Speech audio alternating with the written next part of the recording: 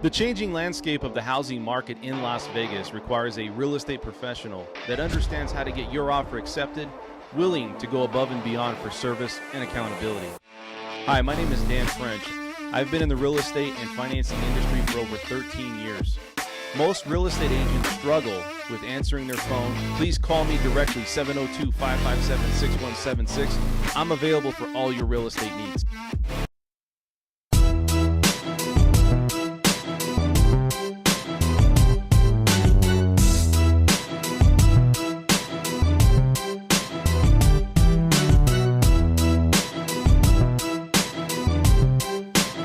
Dan's a fantastic man. He really is. Ladies and gentlemen, please welcome. And what is going on out there? This is Dan French. This is the French Workbench podcast here on a Saturday. And thank you guys all for tuning in. If this is the first time coming to this show, this is all about everything Las Vegas, a lot of good content, a lot of trending topics we're going to talk about here today. And this is going to be a continuous part of the show, also sprinkled in with real estate financing. As you guys know, I have a special guest here. My guy Chris is here. What's going on, Chris? How you doing, buddy? What's going on, brother? How's life, man? Man, wonderful. Anything new in your world? I know you were on here before, and you were doing the solar thing, but you have a multifaceted background. Talk to me a little bit about what you do and kind of what your thing is, man. Like, what have you been up to recently? So recently, I've been as being a realtor. Lately, the leases have been an uptick with commercial. So I'm getting a lot of movement on that, like a lot. It's to the point where now that I'm looking at commercial, because primarily I've been in residential. Yeah. And so now that I'm looking at commercial side, I do see why people go to commercial and never go back. I think commercial is good, man, but I just feel it's a lot harder. I mean, it's already hard now as a residential, if you're a residential real estate agent out there, just to get a deal done. I think it's a little bit harder. I think it's definitely something you have to really see the end game and have a part in the end game of like seeing the results for commercial. Commercial, what do you think the outlook is? Do you have any idea what that would be for 2023? We have, as you noticed, we have the uncommons right there by Durango Station. But I just read a report that said that Henderson's now due for a casino as well. I don't know if you guys read that. So commercial's kind of on fire still, even though everybody thinks the economy's slowing down, which they think it's going to be a downturn a little bit still. Not completely like it was last year, but they feel like it's going to slow a little bit, you know? And I think that's something to look at, right? Yeah, and then maybe Larissa can chime in with this, but when they say slow down, like anytime I go somewhere to eat, doesn't matter what time of day it is, it's always slammed. Yeah. So people are spending money. Well, people want food. Like if you're talking about food, like I can give you 5 places I can go eat right now, but I'll tell you what, what's a big deal here in this city? Probably a lot of cities is chicken. Everybody loves that fried chicken, man. Right? I do too. Larissa, are you into fried chicken? I am, but I'm a fried chicken snob. So are you really? Yeah, but you know who I will eat is Cane's. Cane's chicken. Yeah, I'll eat Cane's chicken. So what do you mean by snob? Like what does that mean to the audience? Like you kind of shy away from it? Very high standards with my fried chicken. Damn. I don't like it to, process, so I'm kind of shying away from the Popeyes and doing more sit-down restaurant style. I mean, is it a grease thing? The bougie fried chicken eater. Is it a grease thing? It's actually the processed chicken and the quality of the ingredients. I think there's like a lot of chemicals and a lot of fast food. So I'm trying to do Cane's. I feel is more natural and less processed. I can taste it is like better. It's better. I think it's better. They use better quality of chicken. I think so. Like you actually get the tenderloin of the chicken instead of it being processed. When you eat fake chicken, Dude, what about you? Are you a chicken man? I am a chicken man. I love chicken. Dude, fried or grilled better though? Fried tastes much better. Yes, it tastes better, but grilled is what we, I do know that. Eat. You gotta eat the grilled. But I mean, if it's me, one of these people out here, they how many chicken places can you think of? I mean, I don't want to go off topic here too much, but I mean, dude, there's so many chicken places. I feel Kentucky Fried Chicken. I heard Popeye's chicken. I just drove by Kentucky Fried Chicken the other day and I said, you know what? I have not had KFC in at least 15 years. Yeah. Popeye's Chicken aren't paying their employees. I heard that on the news that some of these employees, I think it was in Oklahoma. Oh, no. That they weren't getting paid. So is Popeye's, are we worried about Popeye's? Is that on the radar right now? I don't know. Not selling enough chicken sandwiches. Yeah, fried No, chicken. dude, they did have a sandwich though, right? That came. Was it that the place? The popular. Where did it start at? Chick-fil-A. Who started it? Wendy's and. I don't know if it was I remember at one point there Dude, they were was people like fighting. Yeah. Because the lines were so long and they weren't getting their fried chicken yeah, sandwiches. I don't think I'd fight over a hot chicken spicy sandwich. or something. hot and spicy. Yeah. But was it Popeye's chicken or I was think it so. Cane's? I think it was Popeyes. I thought it was Popeyes think too. it was So Popeyes. I mean, maybe that sandwich is just The bomb. It was a Maybe thing. Well, it's a thing of the past now, It's got crack in it or something. right? Maybe it does. All right, so we're gonna get into the show here. We're gonna talk about cancel culture here today. Pickleball, how that's taken over real estate and the real estate world. We're also gonna talk about McDonald's, and we'll talk about that maybe first. No employees. They have a new restaurant with no employees going on. What are your no guys' thoughts? customers. No customers. Well, No, just kidding. they'll Maybe. have customers. We'll see. We'll see. We'll see. And I you know don't what? think I'd be a customer. No, I mean younger generations might be okay with this Probably, though. yeah, the you know? Jetson style experience. Yeah, they just fly in on their cars. They're not driving in. Teslas on autopilot. Right. And we're also going to talk about Damar Hamlin and some of this conspiracy theory that he hasn't shown his face. So is he alive? And I think that's what a lot of people are wondering. Like, is he real? I mean, you said there'd be a death certificate. We'll get into those details. So let's get right into the show. Let's go ahead and start off. So first off, I want to say thank you, Chris. Thank you, Larissa, for coming on to the show and giving your guys' input. The first question I have for you is cancel culture, right? We'll talk about that first. You know what? Let's retract. Let's start with McDonald's because it's a smaller story in my opinion.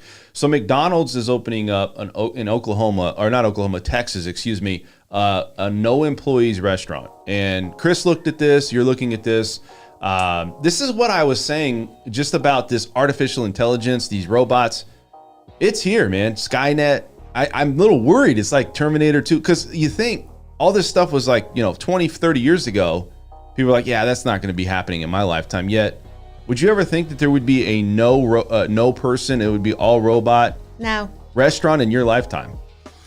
no, I didn't. I did. You did? Yeah, I'd have to say. Really? I thought that. Yeah. I didn't think I thought so. there'd at least be a manager or somebody to oversee the robots. Well, quality as an control. attorney, I brought this up. For next month, they're going to have a robot represent a defendant for the first time ever as a robot. As In an what attorney, state is this? I don't know. I just read about it. They said this is the first time this is going to happen. So they have artificial intelligence robots now representing defendants in That's court. interesting. Yeah. I love to see that. Yeah, so it's gonna be weird. I mean, look, I don't know where this is going, but going back to this McDonald's thing, I You're mean, gonna be replaced. well, look, first off, there's some normalcy, right? When you go to a restaurant and you have other people working around you, or you're in an environment of people because you can relate. Would it be awkward just to show up at a restaurant? And I mean, you may have people sitting there, but it's just everything's automated. It's almost like everything is automatic control, right? You don't really know what's going on. There's no communication other Yeah. than maybe the other people sitting next to you.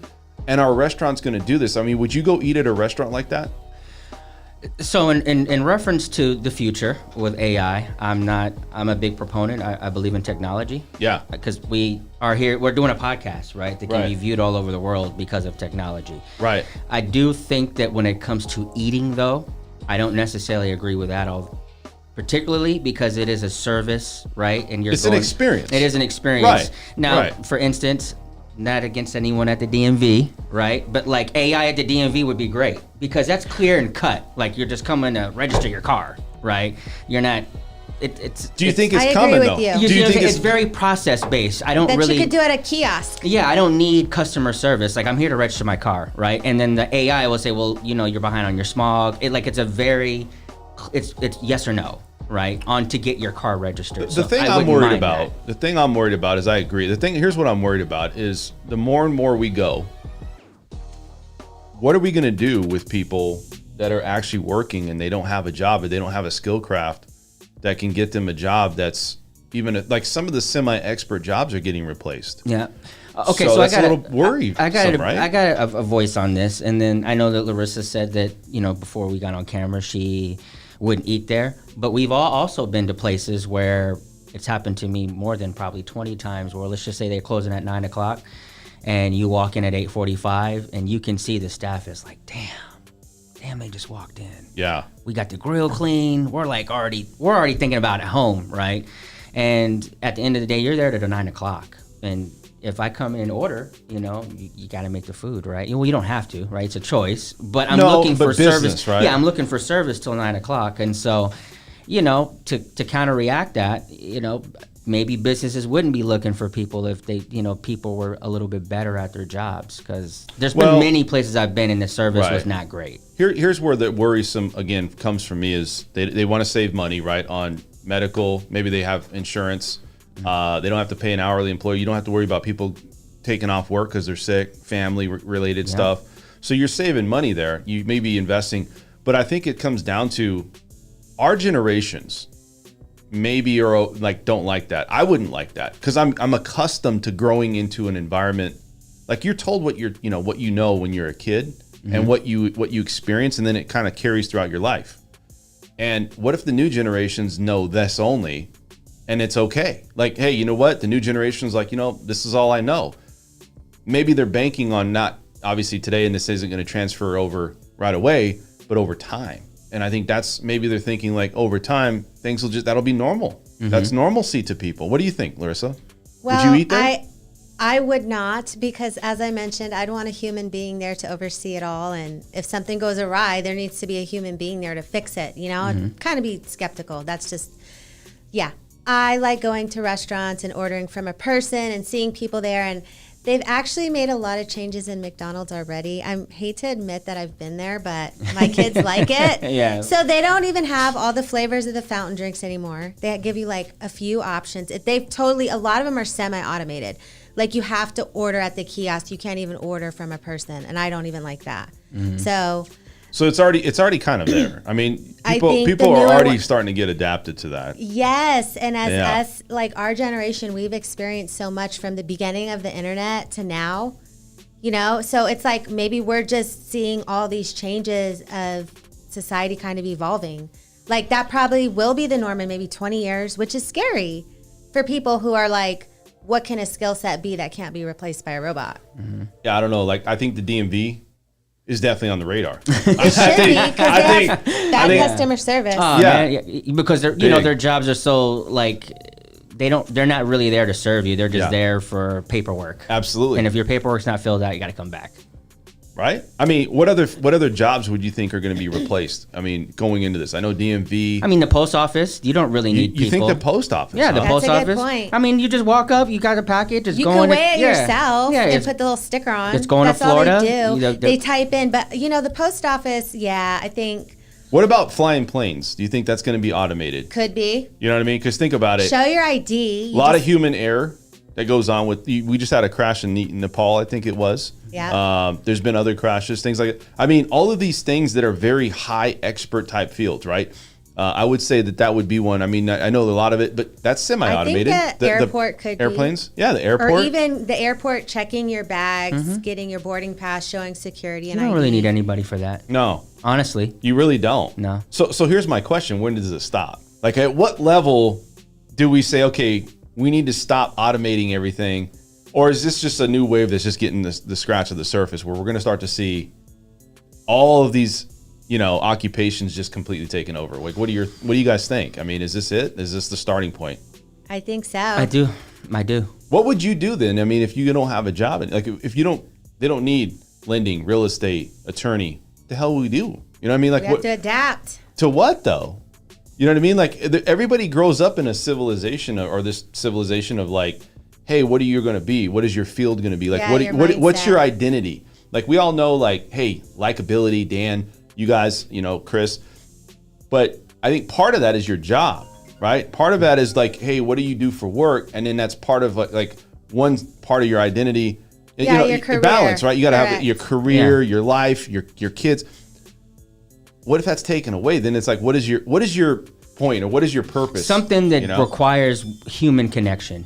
Right. Because that will always trump AI in my You would how I'm think, viewing yeah. it. Yeah. So, I'm just coming off the whim, right? But like a bartender, right?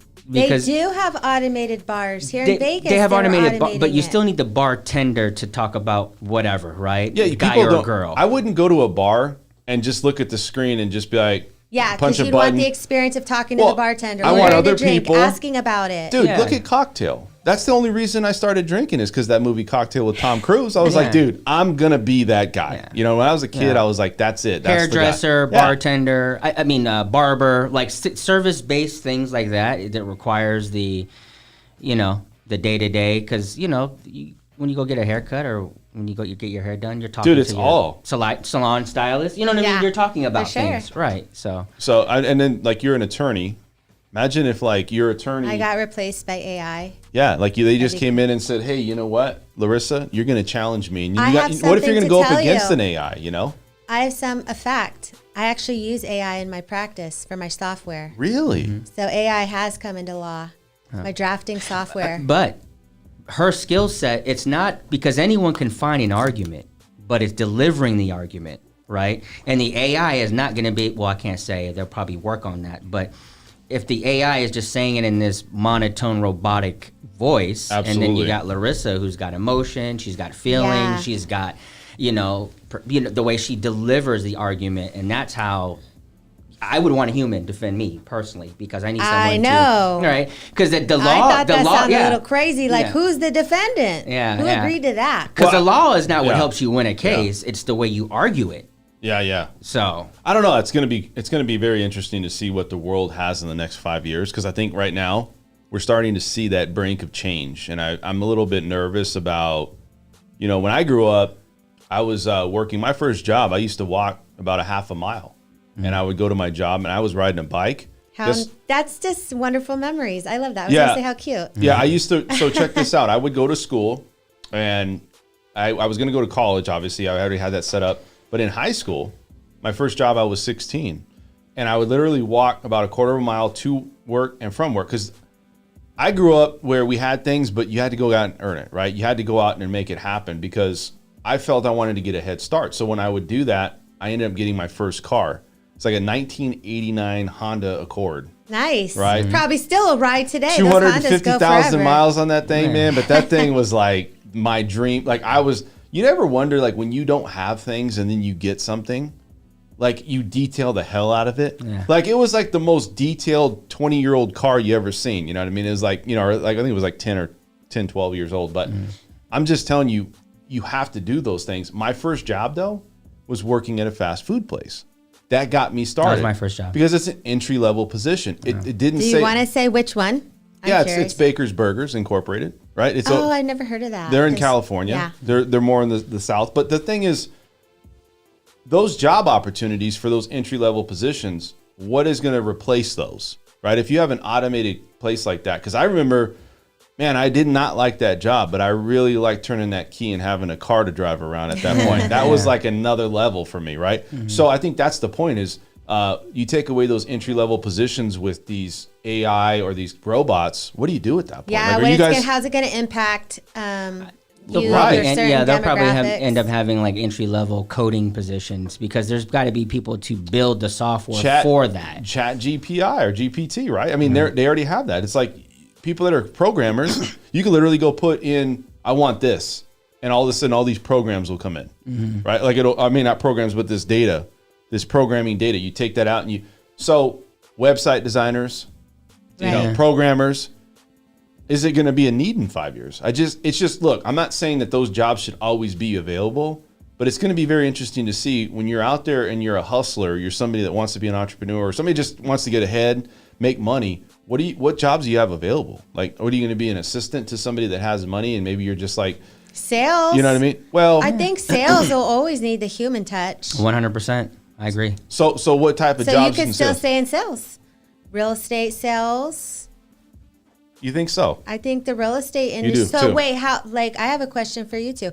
How are iBuyers? Are people wanting to work more with a realtor, or do they want to just do the transactions? Like, what's Well- your experience working with people? Like, do you think that they would opt for working with AI, or would your personal touch and all your interactions are truly valuable? I feel like it's valuable when you're going into something kind of nervous to have a person there with you. Like buying a house could be a very nerve-wracking experience. Okay. And very big, like a big financial investment. Yes. So as a purchaser, would I want a robot walking me through that? No. No. But here's I'm my gonna wanna here's my ask the thing. person. So where people are at today is what's the best deal, and then Yes and no. iBuyers are only like less than 5% though. So Because that's the proof that that's maybe instant. that's not where it's going, because iBuyers are what, investors usually? So what iBuyers are is they are investors that are flippers. It's really a flip company. Yeah, so and they're for coming an in and average buying it. Yeah. person who needs to get a house,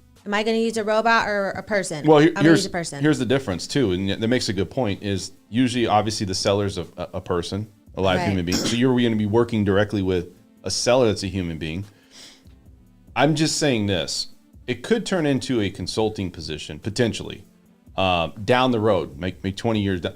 It doesn't mean realtors are not going to be needed. I'm just saying that could be the thing. But for me, I'm about human element. I'm about, you have to work with people regardless of what it is. Like if I went to a McDonald's or a place like that, just like you said, I don't want to have I'm not there. If I was going to do that, I would just go to a drive-through. What's the point of going into a restaurant to order it in a restaurant and sit down by yourself or sit down where other people are sitting and automatically do that where you're just there? I just go through the drive-through and just say, that's probably like, if I don't know if I would even have a restaurant at that point. It would just be a very fast drive-through, because how many people really go into a McDonald's anyways and sit down? Do you ever go into like a place like that and sit down? I do, because I have children, small children. So Okay. I like the playhouse. Yeah. But I wouldn't before. You wouldn't I don't before, think right? I would, no. Right. I wouldn't either. I mean, unless you have kids and there's a playground. But I don't know. I just think we got to keep moving on topic here, because Yeah, we got the let's next do one. Very interesting. So we'll see. You guys out there, if you have any questions, comments about AI, robots, where this is going, if you have any input on our topic here, let us know. So let's keep moving on. Cancel culture. And I want to bring this up. So cancel culture is a big deal. Cancel culture is known as call-out culture. Is a phrase contemporary to the late 2010 and early 2020s, used to refer to a culture in which those who are deemed to have acted or spoken in an unacceptable manner are basically boycotted or shunned against. And so we see a lot of this happening with celebrities. We saw this happen with Kanye West when he came out and tweeted that. A lot of sports athletes, right? What was this guy's name off the Nets? Kyrie Irving. Kyrie Irving. Look, when this happens, Kanye got canceled? Kanye and who else? I mean, there's others. I'm sure you come out and you speak your mind. Unfortunately, and like I said, you got to have a limit to everything, but you even hint or even speak your mind, and then all of a sudden you have the masses coming at you. Even if it's misconstrued. Even if it's misconstrued. So people with businesses, they're getting, obviously reprimanded, if you want to call it, on a grand scale. What about if you have a business, you're a small business owner, or somebody that's online like yourself, like you're an attorney, real estate, solar, whatever it is, and then now they're calling you out like, hey man, I don't agree with what you said. Don't use his services because this, and this. That does happen sometimes, Oh, right? yeah. Has that happened to you? Not me personally, but as an attorney, I hear a lot of times like certain attorneys, their clients will have unrealistic expectations or want them to do something unethical. And when the lawyers don't cooperate, sometimes the clients will like blackmail them and put bad reviews on, or if they Right. don't want to pay the fee. So that is an aspect of having an online reputation that's scary, because anybody can say whatever, and a lot of times it's anonymous. Do you agree that sometimes it's warranted and sometimes it's not? That's the question. Because like sometimes I do and I don't. I don't feel like people should tell other people to cancel. I think the facts should be presented, and if you want to cancel, cancel. But a lot of the propaganda, and I feel like our society now is very sensitive to a lot of issues. A lot of people get offended. So you're right. If somebody speaks their mind. Is that okay though? Like if I have to speak my mind, we have freedom of speech. And as long as like you're not directly like impacting, because look, everything's connected online, social media. But if you're not directly attacking somebody, I think there's a line there. I'll tell you a quick story. There was a guy I used to know that had a brother, and on the phone he said, hey, you know what? He said, I'm going to blow this place up, joking around. Oh. Then they had people show up at his house. So they were listening to the phone when they said that, right?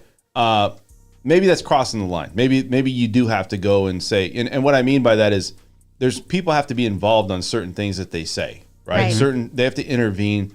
Maybe there's like, if there's a threat Or something like that, if right? you're a public Maybe, figure, right? So Oh, Go ahead. sorry. No, go ahead. If you're a public figure, you shouldn't be saying anything that's deemed racist, sexist, attacks against protected classes. This is me coming out as an attorney. How I would advise a client, never speak about a protected class.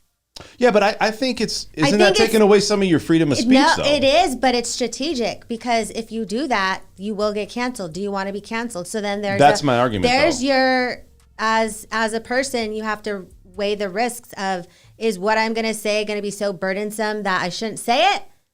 Or will it make an impact? Like, we have to make choices on our actions. Chris, what do you think, man? I mean, you agree with this cancel culture things going on right now? I don't agree with that at all, and I'll tell you why. Because we have choice. Right. Right? So if I'm listening, Larissa has a show, and I'm listening to her, and she goes, let's just say my view on Kyrie Irving, right? I didn't agree with that at all. And Larissa's like, I agree with all of it. I, at that point, make a decision. You know what? Me and her don't really align. I don't think I'm going to listen to her anymore, right? However, I'm also not going to try to destroy her livelihood.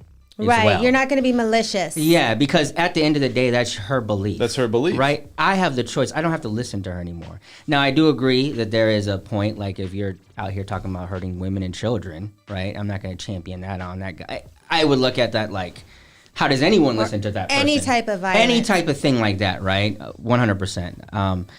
But in terms of like, oh, he said this, Kanye West, cancel him, right? I don't agree with that because just don't buy it. Don't buy his shoes. Don't listen to his music. So here's where I think it comes in at, though. It's the magnitude of influence. See, a lot of these people have influence over people, and I agree with your input. Like, you don't have to listen to people. You don't have. You could just change it. Yeah. Look, man. Are they going to change your life? Like, if you change the channel to your TV, if you don't agree with something on TV, Right. you move on. You don't think about that anymore, right? It's like going home and you know that Decatur's messed up and you boycott and don't want anyone else to take the Decatur. Right. You just don't take Decatur. If everyone else wants to take Decatur to go home take and they want to Decatur. be stuck in traffic, let them go. Right? Right. But you're not going to be out there like, I can't believe this is an injustice to our streets. Like, don't drive down Decatur. You wouldn't do that. That would be insane, right? Dude, it's You're just going crazy. to find another route. You know what? I know at this time Decatur's always backed up. I'm going to go around, right? So, I mean, that's my thing and my argument is I think this whole because social media is where it's being pushed. Well, That's it's where the making power's at. Power. I was just going to say, people feel powerful with cancel culture. Like, if we don't like you, we'll just dead you. Mm-hmm. We're not going to allow you to have an opinion and be an individual. Yeah. So here's my thing. So I don't agree with cancel culture either. Yeah. Well, then you say, you know what, and not but figuratively want to say this, just give them the middle finger if they don't like Yeah. you, right? Hey, guess what? You don't like me? I don't care. Yeah.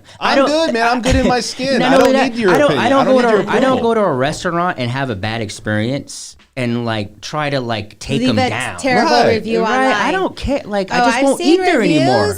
They're like 5 paragraphs. I'm like, man, this person was real mad and needs a life because Yeah. I would just not go again. My girl's a dental assistant, right? And I'm not going to say where I live, but she goes on the neighborhood app, right? She's like, this person's talking about dental work, and instead of giving like a polite, hey, this is what you should do, it's always like, no, we disagree. Like, okay, you're in the industry, you're just giving, if you don't like it, great, then move on. But it's like, everybody's trying to convince. Everybody's like, my way's the best way.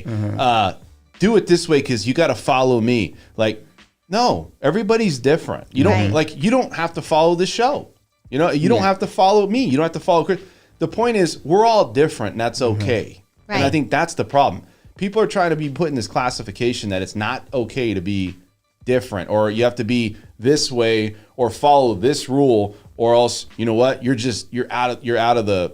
You're out. I would say out of the circle, right? The circle of trust, right? You're out of the circle of trust. It's just it's okay, and I think you agree, right? I mean, people are different. They're gonna have different opinions, And right? that's really that's the crux of it all, is that everyone's different. We all have different beliefs. We all have different perspectives. Like, just when she said strategic, right? Definitely work on how you say your message, right? As long as it doesn't come out cruel and Right. demeaning, right? I would say work on that. But, if you don't agree with something and you don't see how that's a bad thing, I don't think you should be canceled just because it doesn't align all the way with how you feel like somebody should think or somebody should say something. I think it starts per household. So look, if you grew up in a certain mannerism of household, of people, how they treat you, you got things like Me Too movement. You know what that is, right? Me Too movement. Yes, I do. Okay. Black Lives Matter, right? Nothing wrong. Like if you guys want to go do that, cool. That doesn't mean I have to pay attention to that. That doesn't mean I'm going to be like, oh, well, my day is not going to change any bit because I know about those programs or know about those followings. Yet people want to feel like they're part of something or involved in something, and that's where I think they get so emotionally attached, just like with politics. Yeah. Politics are the same. They attach their beliefs All to that. their identity. And All so of if you that. attack their beliefs, you're attacking their identity. 100%. Yeah, there What, you go. you guys have anything else to say about this? You think cancel culture is going to be around to stay where this is not the last time we hear about this? There's going to be other things that come in. I also think that things that gets fueled, right, that you start lighting fire onto it. Because if you think about it, the people that they say are canceled, like Donald Trump, Kanye, Andrew Tate, like those guys are on TV all the time. So Yeah. are they really canceled? No, they're not. Well, so here's the triggered part. And look, I'm not a Trumper. I don't really believe in a lot of things with a lot of different presidents and a lot of things. I just don't, right? So I'm not going to go into detail because I'm not going to bring this up. But how do we know a lot of this stuff is true or not? I mean, really, you hear what you hear from the news, but are you there? Did you witness it? And I'm just saying, not just with him, but a lot of events that goes on. We don't really know. I mean, unless you're there. So me knowing about these events that goes on, does it really change my life? You know what changes my life? Is the cost of eggs going up 16%. That's changing my gas is over 5%. Now I'm pissed. Well, isn't right? gas down? It was, but I'm saying when it affects my daily life, that's the only thing that's going to trigger the hell out of me. Yeah. But a lot of people do get triggered. Yeah. A lot. They got nothing going on. I think they got nothing going on. I agree. Yeah, I mean, so cancel culture, you don't agree with it or agree with it? I don't agree with it. I don't agree with As that. long You as don't agree with it either. Yeah, as long as it's not, Yeah, I would have to in say a I don't. cruel manner. Yeah. But if you're offended because someone said something about, oh, I can't believe he just said that. I don't care. I would say this: there's a time and place for everything. I would say that the majority of the time, I don't agree with it. Now, I do agree with things along the lines of the tactics of, let's say, somebody's an antagonist, somebody's out there to try to promote violence or something like that. Maybe you have to take an action to that, right? Where if it's on, but that's got to be over like, let me view this, right? But if it's just somebody out there that's just, hey, you triggered me and I'm going after you, that's a different story. I disagree with that. Yeah. But I think there is a time for targeting certain maybe individuals or targeting certain people based on what they're putting out on. But it can't be like, oh, well, I disagree. This guy's got a completely different view on life. Let's get him out of here. No, man, that's not what it's about. If you're trying to hurt people, though, or you're trying to attack something or do something, like I said, you might have to investigate that. So I think there's a time and place for it. Let's keep moving on here. Pickleball. And I'm going to let Chris kind of talk about this. This is really and badminton combined. Starting to take over the real estate world. It's also starting to take over really the country. I don't know. I believe it is. There's some stuff on there. So real estate market has taken a bit of a, I don't want to say a turn or a downturn, right? It's been more challenging lately. Great word. Yes. It has been challenging. And so they're actually, forget the guy's name. He's a real estate agent. And he's coined like the pickleball agent. And he's getting deals from it.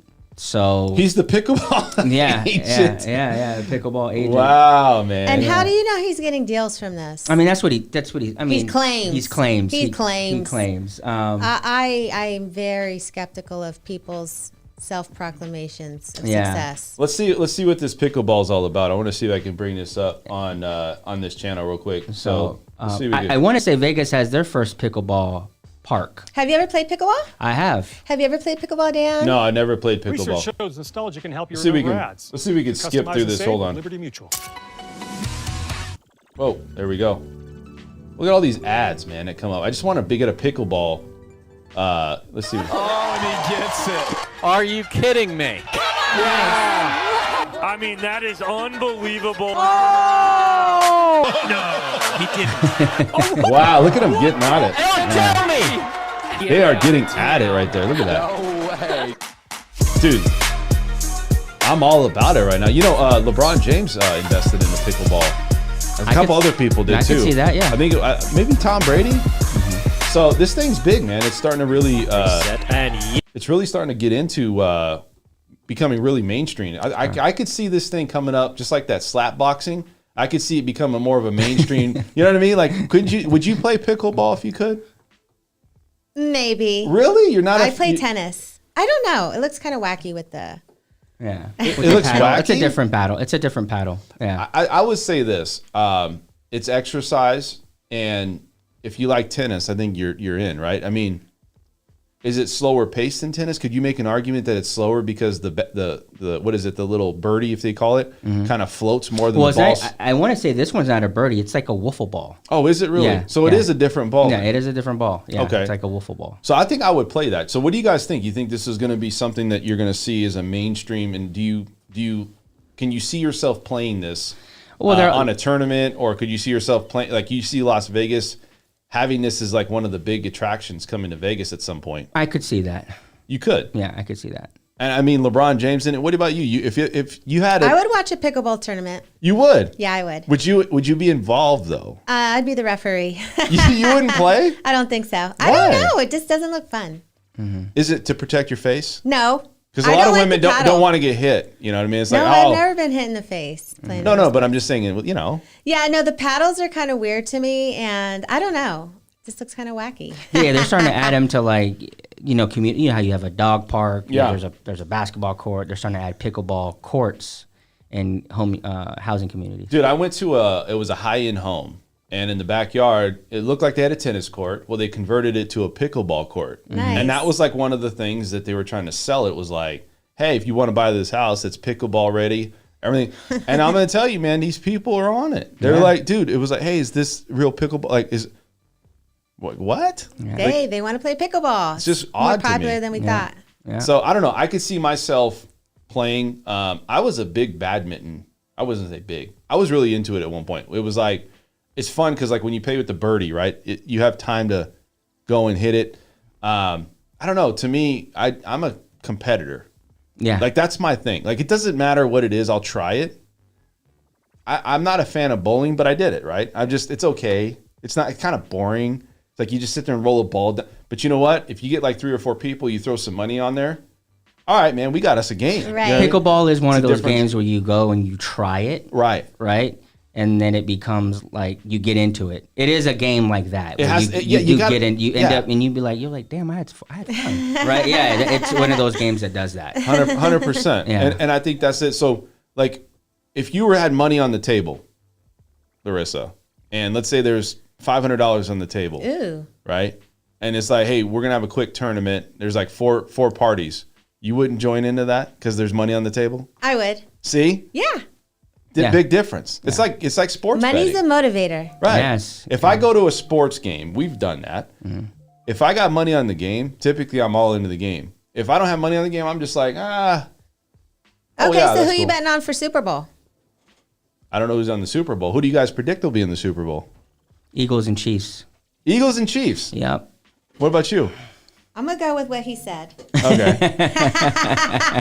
That tells you how much I am into sports. Yeah. I'm going to go with what he said. Yeah. I'm going to probably say it's going to be the Bengals, and I'm going to say it's going to be the 49ers. So I'm going to go the other way. All right. The reason I say that, and I brought this up, is I think the coach has more experience from the 49ers perspective when they're playing. And I do think that the Bengals, they just have the number of the Chiefs. I think it's their year. It's like, think about it. I mean, I think Joe Burrow, and you look at the Mahomes never beat Burrow one-on-one. Oh, I didn't know that. No, yeah, he's never won. So if you go back and look at it, they've never won. So I'm not saying that they couldn't happen, but I just feel there's something there. And Joe Burrow, he went into Buffalo in snowing storm going on, throwing dimes. He was throwing dimes to do that, and that's not your stadium, and you went into somebody's house and you did it in cold weather where they're used to that. Hey. Yeah, did his thing. I don't know, man. Got to repeat that. Yeah, I just saw that. It's pretty amazing. So anyways, I do think pickleball is going to be here. Good input though, because like for me, I think I would join. I think it would be good exercise if you're older out there. Let's say you just want to get into a game, like you want to get into something that maybe it doesn't really take too hard. It's not too hard on your body. That might be a sport. You get a lot of people that do racquetball. Yeah. That are getting older. Tennis. I could see that. So pickleball might be the thing. Yeah. Let's keep moving on here. So as we're talking about football, let's transition to football. And we want to bring this up. So there's a big conspiracy theory going on with Damar Hamlin. He's the guy that was actually had a heart attack, died on the field. They brought him back to life. Now there's a conspiracy that nobody's seen his face because everybody's saying, well, he went home and nobody knows where he's at or who he is. And everybody's saying that the NFL is covering this up. I mean, that would be hard pressed. That would be but you know what? We need to dissect that. We need to dissect that. The NFL is covering it up. So does that mean that they're in conspiracy with his family also to cover this up? I don't even know if it's the family thing. Listen. Well, that's my point. People aren't critically thinking. The family would have to be involved too. That means if your son was dead or your family member was dead, you couldn't tell nobody. Because if it was true, it would have been leaked. So do you think this is our true? brains. So like if you're out there and you're looking at this, what are your thoughts going through your mind? Do you think it's true that this is happening? They're saying that he's deceased because there's no evidence that he's alive or little evidence that he's alive. But there's no evidence that he's deceased either. See, that's the conspiracy, There's no death. So why are they assuming the worst? You can also assume he's alive because nobody's produced a death certificate or his family hasn't come out and said he's dead. Because I think it's like this. So why are you... No, I get it. See where I'm going with this? I think it's like this. People... traditionally, you want, like, you have entities like that, like the NFL. They want to make sure that people know, like, hey, everything's good. He's all right. There's a good thing out there. There's a stunt, like they're saying. There's a stunt. I know, but I just want to break down the thought process and the very little critical thinking. That if he was in fact deceased, do you think nobody in his family would have leaked it? Like it would have not come out. So let me ask you this question: true? Do you think like that the and NFL, verified, there'd be no statement? Like, does that ever really happen? Do you think the NFL is powerful enough to not have to worry about that and then bypass the fact that they have to release a deceased letter, like saying that this person's deceased because they're a big corporation. I mean, they're worth a lot of money. But what would be in saying the truth? Are you saying that the NFL would suffer if he were in fact dead? Course. What would be the motivation for the NFL to cover something up that can be easily proven? So anytime I listen to a conspiracy theory, that's like the whole Tupac's alive thing to me. Yeah, well, the whole with a conspiracy theory, no matter how ridiculous it is, I'll at least, I guess we'll use the word entertain it. I'll listen to it because I need to see how I'm going to either argue it back or debate it in a very strategic way. And so apparently the conspiracy theorists are saying because the NFL required people to take the vaccination, they are covering that up because there's been an alarming amount of athletes, professional and collegiate players in their 20s who have died suddenly to cardiac arrest, and they're saying it's because of the vaccines. And so that is the reason for the cover-up from the conspiracy theories. Well, that's all fine and dandy, but I wouldn't hop on that train. So you disagree? Like, what is your opinion on it? You think this is fake news? Yeah, I do. You do. What about you? You think this is fake news? Based on the evidence I've been presented? I do think it's, I don't know if it's, when I hear stories like this, for me, it's not fake or not, it's not real or fake. I just look at it like, well, it's interesting that people have enough time to create a story like this, right? Or their thought process could be, to me, I just feel like, okay, I think it's a little premature. If he were deceased, I just think it's premature to be saying somebody's dead just because you haven't seen it. And then on the other side, because it is a big story, you pulled it up and it came right up on Yahoo. Right. You saw that, Dan. Right. You're trying to defame the NFL for what would be basically one of the most horrible cover-ups, right? You would think the NFL would just be like, okay, we're just going to do a press conference with Damar Hamlin. And we're just going to kill. But you can't link that to him getting a vax. Do we even know if he had a vax? Or if he was taking energy drinks or whatever else could have been going on with the man? Yeah. Well, apparently, according to the NFL, you had to get a vaccination to play. Okay. Yeah, according. And why is that? Because they felt like it was spreading like wildfire for the people who weren't. So I'm not going to get into validity of the vaccine right now because that could be a whole other show. Yeah. So. Well, I would say this. My opinion on it is I would say it's easily brought up that you can say it's fake news. Now, the only thing I can say, though, is it's very hard, and this is where you're in that limbo position is, well, if it is fake news, what evidence do we have that he is okay or that he did get home? Or why do we not have something showing that everything is okay with him? Maybe because he wants to keep it private, as many people do with their health. Well, he went to the game. So he went to a game on Monday and like didn't had his face covered up, and everyone was like, but usually if you want privacy and you want to heal, you're at home. But he was at the game. Well, yeah, so that's his prerogative. Like, we don't know why he did it, but he showed up, and maybe he wants privacy. So until I have a death certificate in front of me, he's alive. Thank you. So that's well, listen, I would say this. I don't know. I agree that I would say this. I agree he's alive, just because I don't feel like there's any evidence that he's not. But man, the news and how this works is like it spreads like wildfire. Dude, a rumor. They throw it's just like curveballs on everything. It's kind of like, do I or do I not? Do I or do? And then this is the hard part. Right now, I believe that he is alive, just because I can't see why he wouldn't be, and I don't know. Is the NFL that cruel that they'd be like, no, we're just going to cover this up? It's such a big story that I watched an interview. Josh Allen, the quarterback for the Bills, was doing an interview. And the interviewer asked him if he was alive, because he said, man, I don't know if you know this or not, but like, this is a big story, man. Like, is he alive? Yeah. And Josh Allen, he was like, he's most 100% alive. Like, he was just in the locker room, X, Y, and Z. And then the conspiracy theorists will go down another hole and they'll be like, well, he's cloned, right? Well, that's the thing, man. Yeah, come on. And that's like, why. That to me is like, that's a little bit far-fetched. I mean, look, we don't know. Technology's there. But look, going back to it, I agree that I feel like he's alive, and I agree that he's okay. I do understand your point of it. Like, you don't have any proof that he's deceased, and like, hey, you know what? But I think there's a lot of people out there that just want to know and want to see him more, or maybe see more evidence that this is okay. Like, he's fine. It's okay. I think that minimal effort of showing the evidence and not really giving a lot, and then you don't really see him and he's not really talking. He should come out with the Instagram live. Yeah, to kill everything. That's my process too. I look at it like this. So you got this thing. Maybe he don't even know though that people are saying he's dead. He does.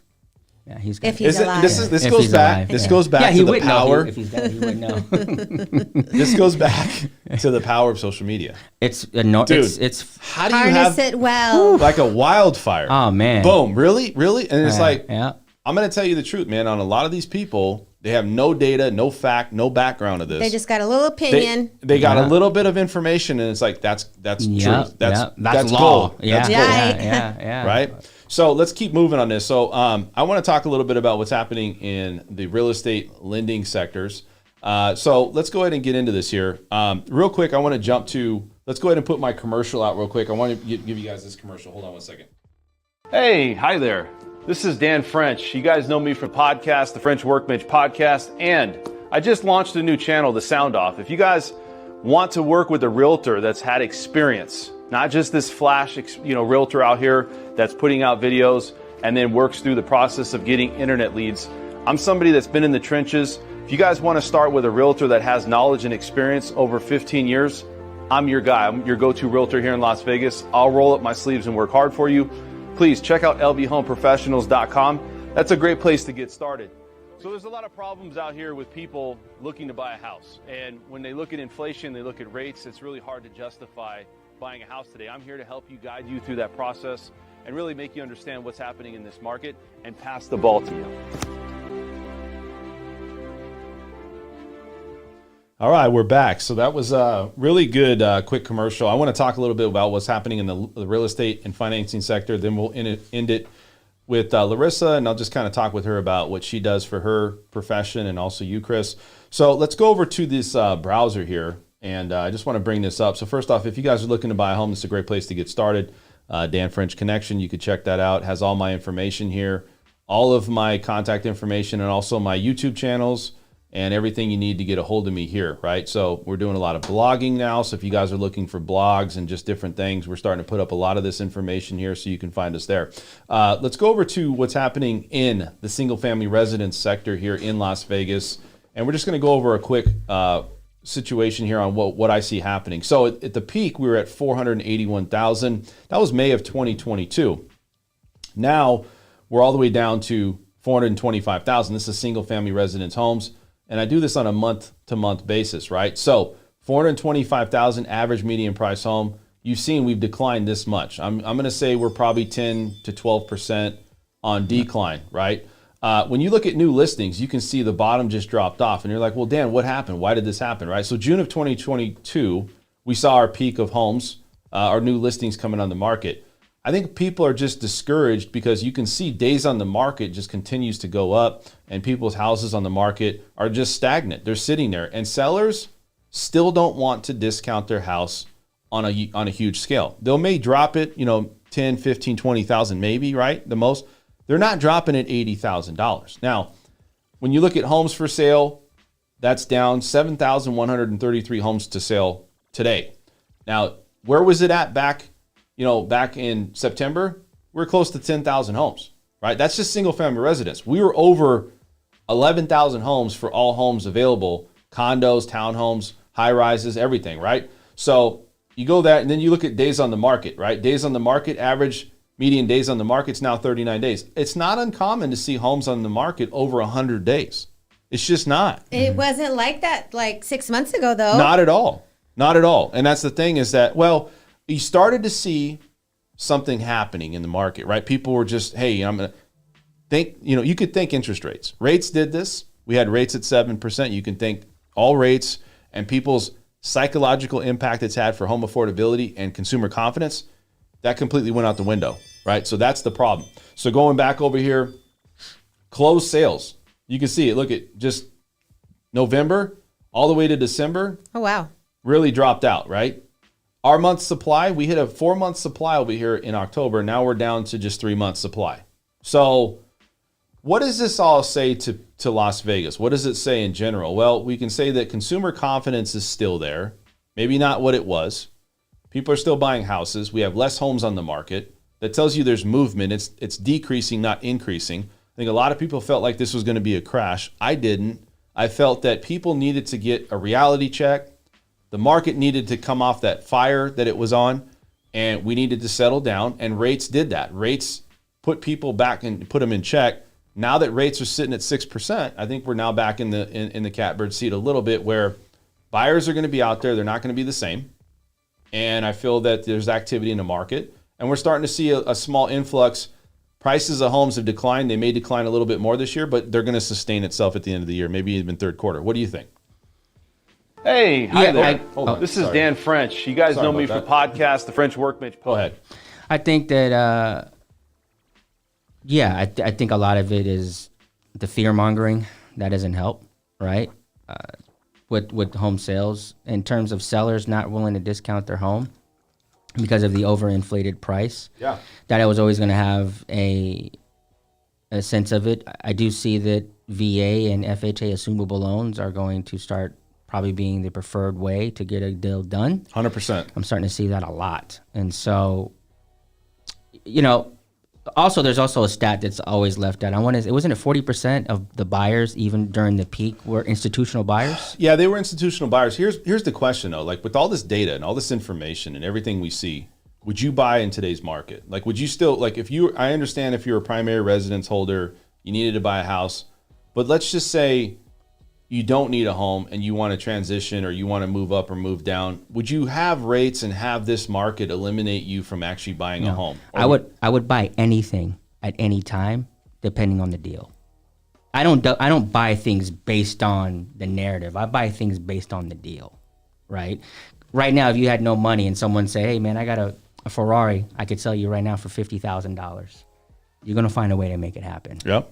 Right? It doesn't matter if you have no money or not, right? Because it's the value of the deal, right? You're gonna put something together to make it happen. I know it's an extreme example, but the example that I'm making is that I'd buy anything at any time depending on the deal. So what about you, Larissa? Would you buy a house in today's market? Possibly. Right. As long as it was a good deal, as he says. Mm-hmm. I think I'm all about the deal. Yeah, I think it comes down to really just confidence and look, man, we always talk about this to nauseum, is that there's a lot of worse ways you can invest your money other than a house, right? Well, you need somewhere to live. So if Everybody a lot needs of people shelter. are going to wonder if their payment's going to be higher renting or buying. Yeah. And that would have to do with their financing, and not everybody's financing is going to be the same because Is the this- variables are different. Is this the worst market you guys have ever seen as far as No. confidence in buying? Confidence. No, I was Not at here all. in 2007 and 8 Yeah. That was bad, right? and 9. Were you here? Yeah, I was here. But Yeah, I mean, that was was that terrible. That was a complete crumble. What do you- I That's mean- where you saw businesses shutting down, like where the economy really, you could see. Like Vegas became a ghost town then, remember? Yeah. So you don't think I it's don't going to think be now, like this? Like, no. what do you think? Like, what is your psychological position on this market? Okay, so if I could compare this to any market, not that I was alive during the time, but they said in the 80s, the interest rate was super high. I think 10%. People were still buying homes. Right. Inflation was through the roof, but the U.S. economy didn't collapse. It wasn't known as a huge recession. Like the 2008, 7-8 one was worse. I Right. think 2008. So I think that's worse than what this will be, personally. Yeah. How about you? No, 08 is much worse than now. Yeah. 100%. I mean, people are working. People have money. People are going out of town. People are going on vacations. That I see. Yeah. There's no miss a beat, right? That's what I see. And like I said, Vegas is maybe the outlier. Maybe other sectors and other cities were hit harder in the housing sector. Las Vegas has not been hit. I mean, it got punched, but we're far from getting knocked out. Like I went and bought my car. It was 2 in all of Las Vegas. There you go. And I went and bought my car. There you go. There was no cars, right? It was almost like, if you want a new one, these are the 2 options we got. I'm going to bring this up, and then we're going to head over to over here to Larissa. So here's the condo sector, 2022 versus 2021. This is how much increase we saw year over year in different zip codes. So if you guys are out there looking, condos were the things that people would go to because they were still affordable, right? It was price affordability. So you saw a huge influx of people moving into the condo sector that may not have bought a condo previously. Some that have waited, though, with the rates coming down and also the housing prices coming down, it might have pushed you, if you're on the cusp of, you're right in that middle ground, right, where you were just out of the reach of qualifying for a single family residence home. Now that things have come and settled in, you might be back in that market. Instead of just buying a condo or townhome, you might be back in that market. You saw last year, a lot of people just settled for the condo townhome because there was no indication that rates and housing would, start to come down the other direction. So I think that's why you saw huge increases here. We can see that in the condo section here in Clark County year over year. Pretty big jump. I mean, there's a lot of people that saw huge double-digit increases pretty much across the valley. 89135 though did lose. It was a minus 12%. But for the most part, most of the zip codes saw double-digit gains. Few of them have 0, but I'm going to say for the majority of them did see double digits. So again, if you guys are out there looking for any advice, real estate, financing related, definitely look up Dan French Connection. I'd love to help you out with that. And also, I wanted to bring up this real quick. Rates have softened, right? We saw this. This is Freddie Mac. We were at 7.8. This was back back a few months ago. And now today we're down to 6.13%. This is why people are back in the market. Psychologically, it's a better position. I feel like they've settled into this new environment. And as we keep going down, I think if this market gets back to 5%, maybe 4.5%, you're going to see a market that's really on fire again. So 4.5 will be you'll be very busy. Absolutely. Absolutely. So let's go to Larissa. Larissa, so you're an attorney. Tell somebody, so explain to me kind of what you do a little bit, and then why somebody would get a hold of you. Okay, great. So I'm an attorney. I've been an attorney since 2011. So was that like 12 years? So I practice in the areas of estate planning, so wills, trusts, healthcare directives, power of attorney, basically your adulting package, where you protect the people that you love and the things you care about. Sure. And planning kind of for incapacity or death, which is scary. Right. But that's something we got to do, especially if we want to leave our loved ones with a better situation and not leave them with a mess. So what I do ties into, the whole football story with the incapacity and the different things that individual went through. I'm sure there were some legal challenges for his family, just with having to make medical decisions for him in a crisis, or if he had anything financial going on and he was incapacitated, if he didn't have some of the documents that I prepare, it could have been really, really challenging. So if you're out there and somebody wants to get a hold of you, right? Like, what is the steps? You have a website? I have a website, larissaatlaw.com. Also a very easy number to remember, 702-999-4444. Yeah. So in addition to the estate planning, I do probate work and real estate work. So the probate is handling the court process of when a person dies and getting their assets to their heirs. So if there's a will or no will, you know, handling inheritances for people. And that's always been interesting for me because I get a lot of cool stories and I get to work with families and help them. Yeah, if you guys feel like you align with Larissa on some of, you know, who she is and kind of what she does for her work, and you guys want to give her a shot, I would highly recommend it. We're going to have all of her contact information in the comment section, so I'd definitely take a look at her. And she's been around for a while. You've been doing, how long have you been an attorney? Since 2011, I got licensed in New York first, and then 2012 here in Nevada. And so give her a shot. I want to say, Larissa, thank you so much for coming on to the show. It's been a Thank pleasure. you. A lot of good insight. It was so nice talking to all of you. Absolutely. Chris, you're a realtor. You also do solar. Tell us how somebody can get a hold of you and why they would, you know, use your services. So aside from solar and real estate and anything, you know, all the sales positions that I've had through my time, I'm just here as an educator. And through that education, my goal is to make you a better consumer, right? Right. And so whether you buy with me or not with me, you are armed and you have the tools to make the right decision moving forward for your next purchase. You're a connector too. Like, you know a lot of people. You have a lot of different spheres of people that you work with. So that's also something you really want to get into as far as that goes, Yes. of being a connector. So the next thing would be for you to really just kind of, I don't know, people maybe contact you for different reasons. It might not even be just work related. It might just be, hey, Chris, I saw you on the podcast. Do you know anybody that does this? Because you have a lot of people in sphere of people that you can work with or maybe redirect. You've helped me with a few things. So you're definitely a good connector, somebody that's a good How could we reach you? Yeah. Reach me at on my Instagram at @ChrisSales_LV, at @Chris_SalesLV. All my contact information will be at the bottom of the podcast today. That's one way. I'm very active on social media. Phone number 702-339-4923. Shoot me a text, preferably. I answer every single text that comes in. Doesn't matter what time of day it is. I would definitely get back within a reasonable amount of time. And just do that, through the service, through my education, through my development of client building. It's what I'm here to do, to serve. All right, guys, that's it. This is the end of the show. I'm Dan French. And if you guys have any questions on relocating here to Las Vegas, check out danfrenchconnection.com. You can check me out there. Also, if you have any other questions or any comments about what we talked about today, please put them in the comment section. We're here to answer your questions. And as you guys get on here, we live stream, we do these things. We want you guys to be a part of the show. So please hit that like button, subscribe. Make sure you guys are getting all the content that we're putting out. We're trying to grow the channel. We need some support and love from you on getting this thing and progressing this thing. We're trying to get over 1,000 by the end of 2025. So, That should be easy. give us the love. So we got to make a lot of fake accounts. Yes, a lot of fake accounts. Thanks Give us for the listening, love. guys. Absolutely. Yeah. We'll see you guys at the next show. We're out of here. Yeah, have a good one.